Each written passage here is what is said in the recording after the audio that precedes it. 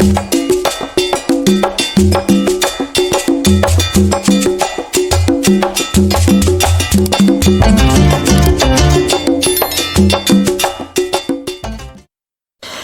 the ancient city of Kano, amidst the bustling streets and the vibrant markets, lived Amina, a young Hausa woman known for her beauty and quiet resilience.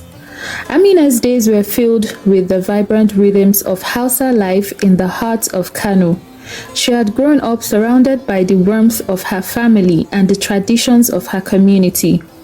Amina is a 24-year-old woman with dreams as vibrant as the African sunset, who lives in a small village with her husband, Musa, after she got married to him. But beneath her bright smiles and colorful dresses, Amina hid a secret pain. Her husband, Musa, was a man of fiery temper and unpredictable moods. Behind his facade of respectability lies simmering anger that erupts into verbal abuse and controlling behavior. Their home is a place of tension where Amina's forced smiles marks deep-seated fear. What has started as occasional outbursts soon escalated into a pattern of verbal abuse. At first, Amina blamed herself, thinking she must have done something wrong to provoke him. But as the bruises on her skin grew darker and more frequent, she realized that Musa's cruelty had nothing to do with her actions. It was a reflection of his own insecurities and anger. As time passes, Musa's abuse towards Amina intensifies. He isolates her from friends and family, leaving her feeling increasingly alone and helpless. Despite the darkness of her situation, Amina finds solace in her child, who brings light and joy into their modest home. Yet, the contrast between her child's innocence and the underlying tension deepens Amina's resolve to protect her little one. One humid evening, after enduring yet another brutal attack, Amina found herself cornered in their modest kitchen. In an attempt to defend herself, she grabs a knife.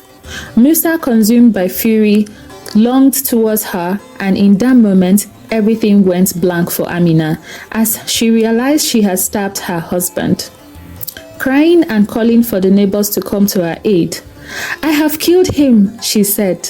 "Na kashe shi," she said, as tears rolled down her cheeks. Musa lying lifeless on the floor in pool of blood.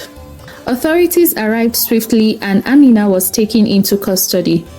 Her hands stained with consequences of self-defense against years of abuse. The trial weighed on her, revealing the truth of her suffering and the relentless cycle of violence she had endured. Months passed as Amina awaited her fate, confined within the walls that mirrored the prison of her marriage. She reflected on the choices she could have made if she could change back the hands of time. At last, the day of her trial is here, where the judge seals Amina's fate. Just as the judge was about to speak, Amina woke up from her deep slumber. She raised her hands up to thank God that this was all a dream. "It is a dream," she said. One sunny day, after enduring yet another beating that left her trembling on the floor, Amina made a decision. She knew she could no longer live in fear of the man who was supposed to protect her. She confided in her closest friend, Zara, who has always sensed something was amiss but never dared to ask. Zara, a bold and resourceful woman, introduced her to Nneka, aka the Savior. People refer to Nneka as the Savior because of her interest in helping women who are suffering from domestic violence. A glimmer of hope appears when Amina meets Nneka, the Savior, who noticed the bruises on Amina's arms and offers quiet words of comfort. Nneka becomes a beacon of support, sharing stories of ancient rituals and strong women who defied adversity. Amina listened intently, feeling a spark of hope ignite within her as she begins to consider a way out of her abusive marriage. With newfound determination, Amina confides in a group of village women who had faced similar challenges. They provide her with support and practical skills, farming, crafting, and also strategic planning to help her gain independence.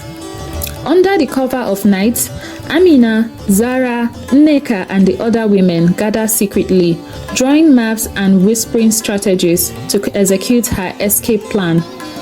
They knew the risks.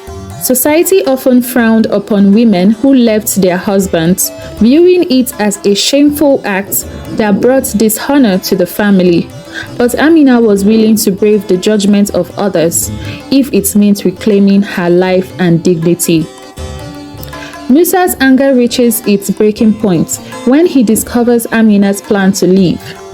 He confronts her violently, hurling accusations and threats. But Amina, strengthened by the solidarity of the women and her fierce love for her child, stands her ground.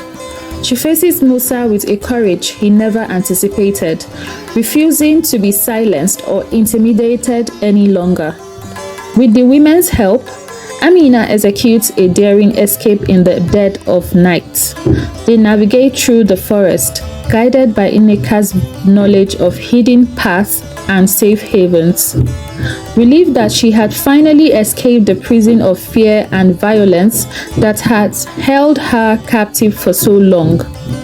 Sadness for the dreams she had once harbored of a happy marriage and family of her own. But amidst these conflicting emotions, Amina also felt a glimmer of hope. She knew that the road ahead would be difficult and fraught with challenges, but she was determined to build a new life for herself and her child.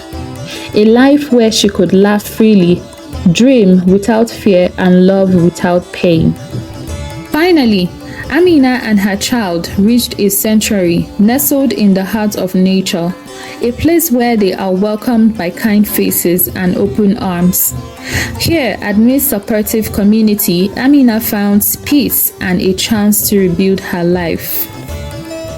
The community celebrates her resilience, symbolizing hope and triumph of courage over adversity.